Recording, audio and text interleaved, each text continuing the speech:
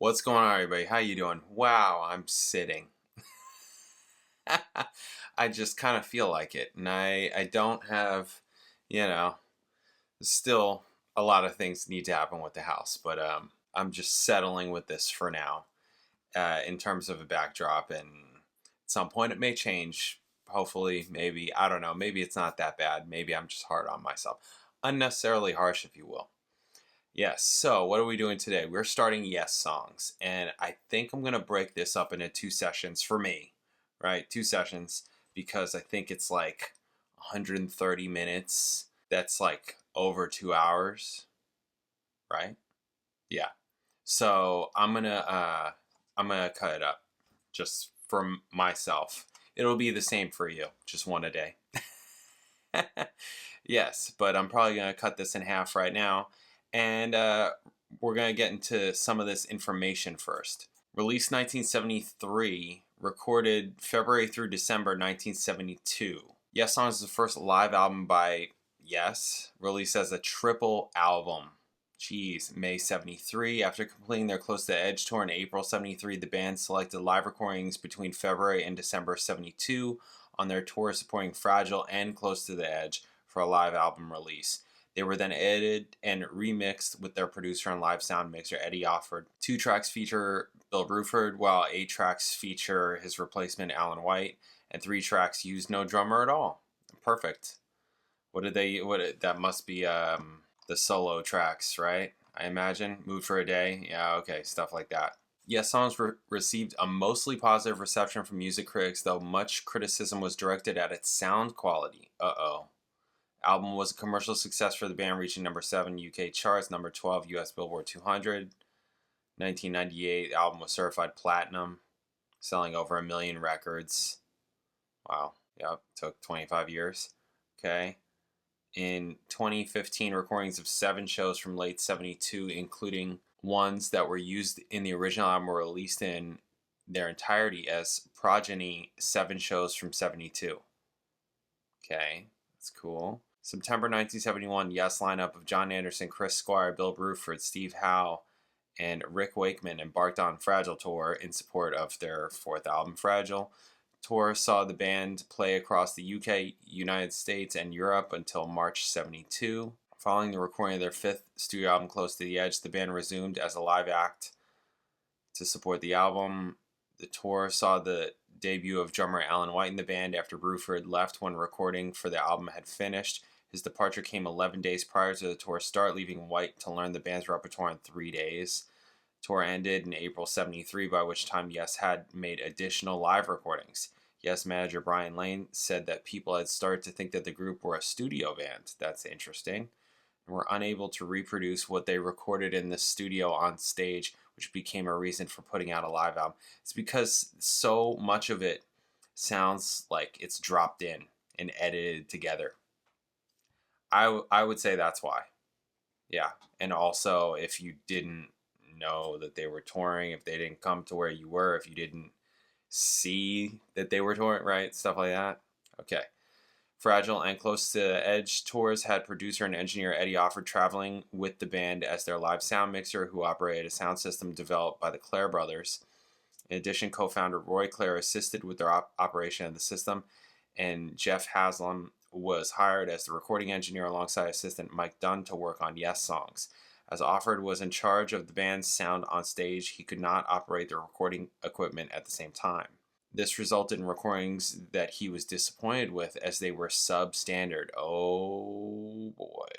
When it was time for the album to be edited and remixed, Offord and the band retreated to Studio 2 at Advision Studios in Fitzrovia, London to complete it. Howe recalled the group treated the mixing process with as much care and importance as one of the studio albums, with careful consideration to the preparation of the various edits and the finished product.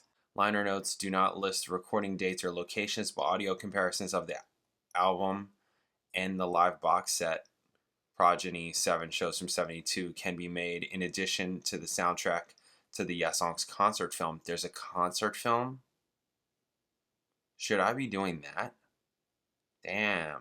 Concert film? I wasn't prepared for that. I'm not prepared for that. I just have the audio stuff. Oh man. obviously by the time you watch this video, I'll have done all of it. So you can tell me to stop what I'm doing and do the concert film, and it's too late. Okay, 19 and/or 23rd February 1972, Academy of Music in New York City, Perpetual Change and Long Distance. Okay, so November 1st, 1972, Ottawa Roundabout, November 12th, Greensboro, Heart of the Sunrise. Okay, so this is, so there's no tracks that go from one to the next. So there's no siegs, segues, whatever. None of that stuff in any of this.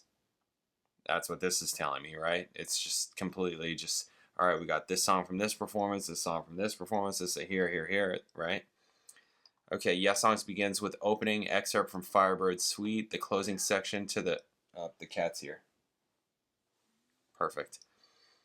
Yes Songs begins with opening excerpt from Firebird Suite, the closing section to their orchestral work, The Firebird by Russian composer Igor Stravinsky.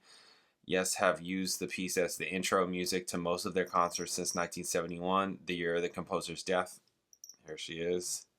The recording of the suite heard on Yes Songs is by the BSO, Boston Symphony Orchestra. Okay.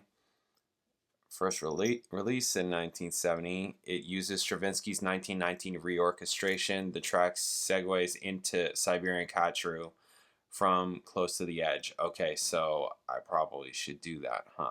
Perpetual Change and Long Distance, Run Around the Fish were recorded during the Fragile tour of Bruford on drums and feature extended solos from Hal Bruford, Squire compared to the studio versions. Excerpts from The Six Wives of Henry VIII is a keyboard solo spot of excerpts from Wakeman's first solo album, The Six Wives of Henry VIII, 1973, which he recorded during the Fragile and Close to the Edge tours and features Hal, Squire, Bruford, and White. The solo is preceded by Anderson's singing note from the opening of another Stravinsky orchestral piece, Rite of Spring. Okay. Can you at least face the camera and say hi?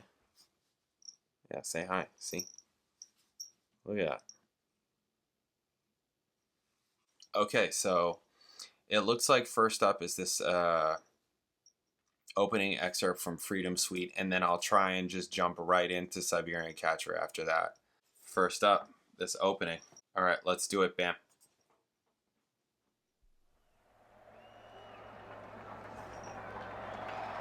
Okay, audience.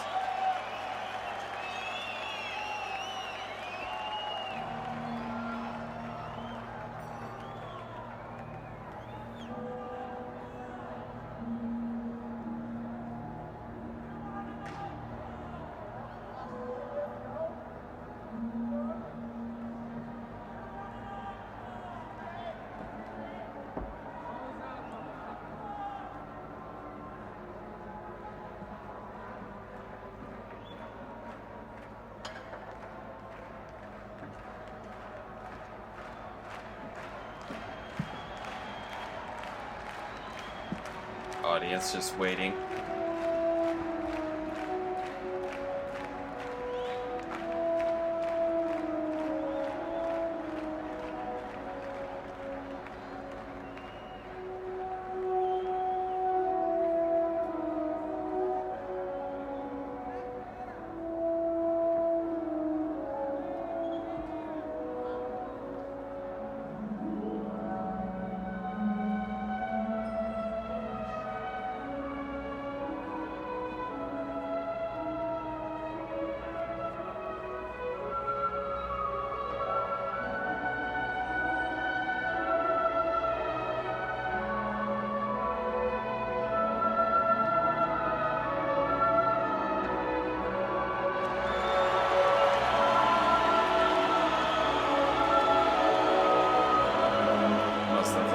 Stage or something, right?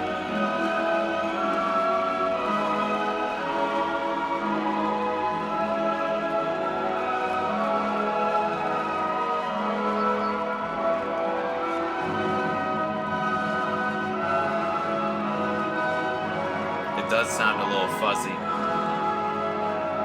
right? There's some hair on it.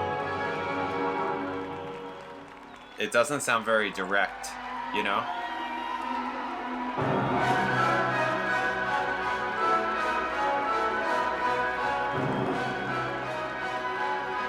like you sound like you're in the audience, but like back there.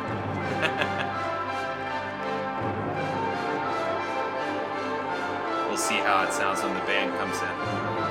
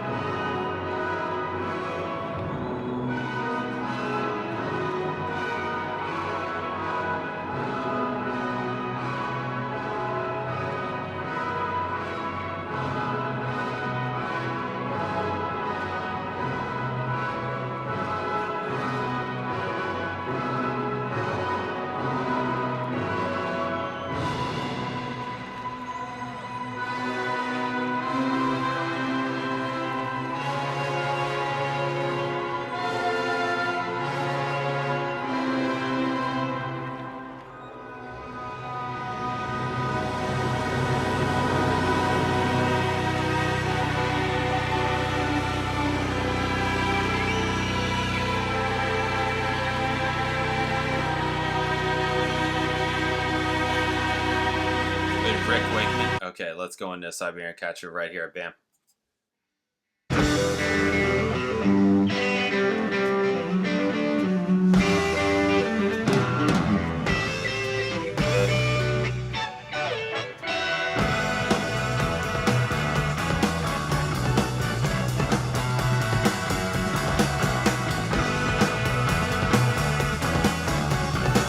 Love this part.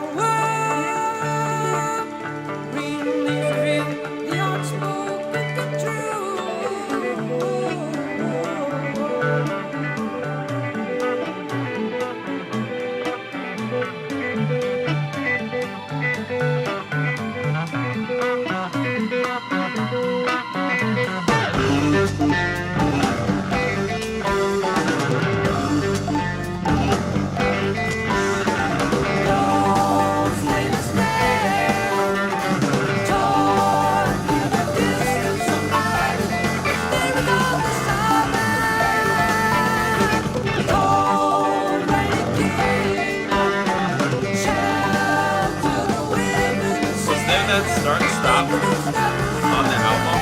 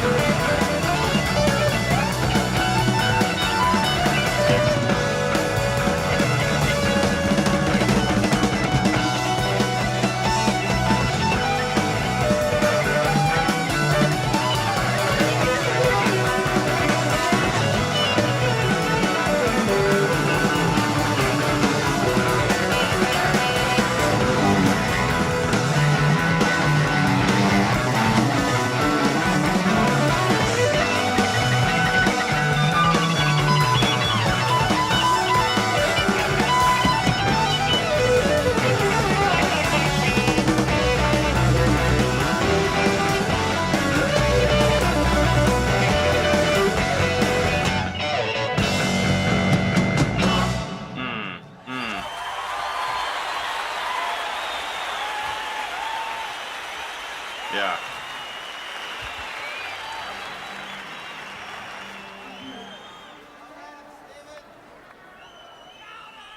Loud. Some chord to the sunrise. Or the sunrise is next. Okay. Okay. Yeah, I mean the song is great. It's very cool. Lots of great parts, lots of great energy. Crazy solo, right? It doesn't sound very separated. I think that's really the thing for me. It sounds a little bit muddy at parts.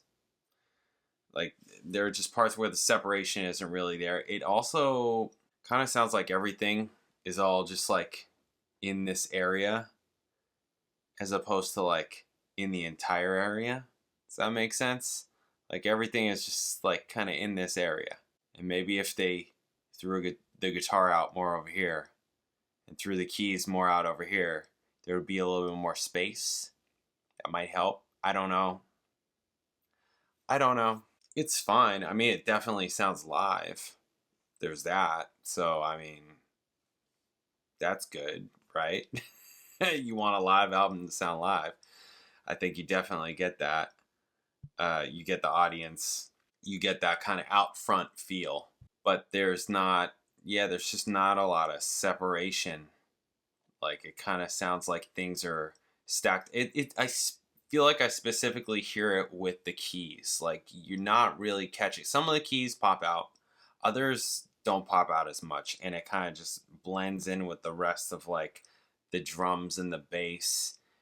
And that just kind of becomes, like, sonic mush. I think that's what I would say about the recording in terms of just sonically.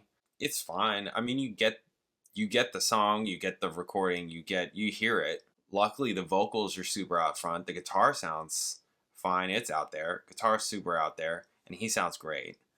So, what else do you need, right? Yeah, I think it's just what it is. And apparently, maybe some of these recordings are going to sound different depending on what the venue is. So, there's all that also. Okay, there you go.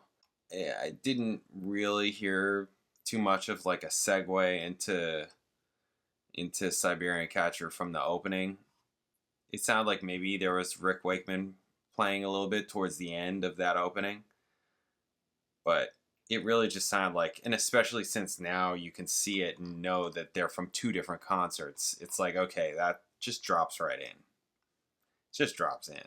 The opening for us is more just to give their concert experience on record. Cool song. I dig it. They started with it. I think that's a good song for them to start. For sure. All right. Well, Heart of the Sunrise next. All right. I'll catch you then later.